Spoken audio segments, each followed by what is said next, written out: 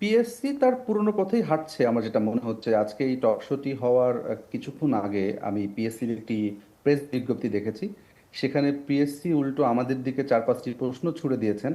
তারা, আমার যতটুকু মনে আছে, আমরা এই প্রশ্নগুলো নিয়ে কাজ করব আমাদের এপিসোডে। তারা বলতে চাচ্ছেন যে 4 সেট প্রশ্ন করা হয় এবং প্রশ্নর কোন সেট পরীক্ষায় আসবে সেটি সকাল 9:30টায় এসএমএস এর মাধ্যমে জানিয়ে দেওয়া হয়। সো প্রশ্ন ফাঁসের কোনো সুযোগ নেই। কিন্তু আমি যাদেরকে ইন্টারভিউ করেছি, এই অনুসন্ধানে যাদের সঙ্গে আমরা কথা বলেছি বা পুলিশ যাদেরকে ধরেছে, সেই ব্যক্তিগুলোই একই বক্তব্য দিয়েছে। তারা বলছে যে তারা 4 সেট প্রশ্নই হুম। কমপক্ষে 1 সপ্তাহ আগে পেয়ে গেছেন। তো যদি 4 সেট তারা করেন, সকালবেলায় তো আসলে সেট নির্ধারণের কোনো দরকার নেই, কারণ 800 প্রশ্নই তারা তাদেরকে পড়িয়েছেন, এই এই যারা এই চক্রের সঙ্গে জড়িত। তো এই পিএসসি আসলে তার পুরনো পথে হাঁটছে, অস্বীকার এবং হচ্ছে ব্যাপারটাকে অস্বীকার করে এড়িয়ে যাওয়ার যে চেষ্টা।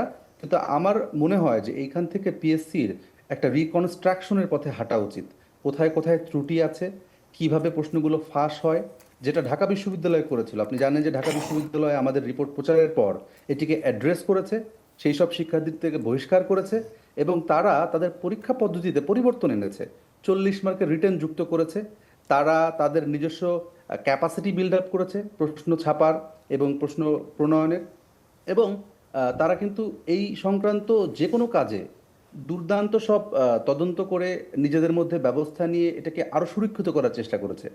তো আমার কথা হচ্ছে, পিএসসির চেয়ারম্যান কিংবা বোর্ডে যারা আছেন, হয়তো তারা আন্তরিকভাবে চেষ্টা করছেন, কিন্তু এই ঘটনা যেহেতু ঘটছে, আমরা একটি ন্যাশনাল টেলিভিশন, আমরা যেহেতু এই তথ্য প্রমাণ সহ প্রচার করছি, তারা অস্বীকার না করে এই বিষয়গুলো যদি খতিয়ে দেখে এই গর্তগুলো বন্ধ করার চেষ্টা করেন, তাহলে হাজার হাজার লাখ লাখ মেধাবী শিক্ষার্থী বেঁচে যাবেন। নাহলে এটা একটা স্রেফ প্রহসন।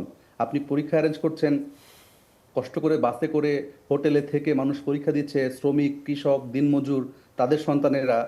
আর পরীক্ষার্থীরা মানে চাকরি পাওয়া তো দূরে থাক, তারা তো আসলে মানে এই জালিয়াতদের যে সংখ্যা, সেই সংখ্যার সঙ্গে মূল মেধাক্রমেই ঢুকতে পারবেন না। মানে আমরা যে আভাস পাচ্ছি আর কি, একটি পরীক্ষা যেটি পেলাম।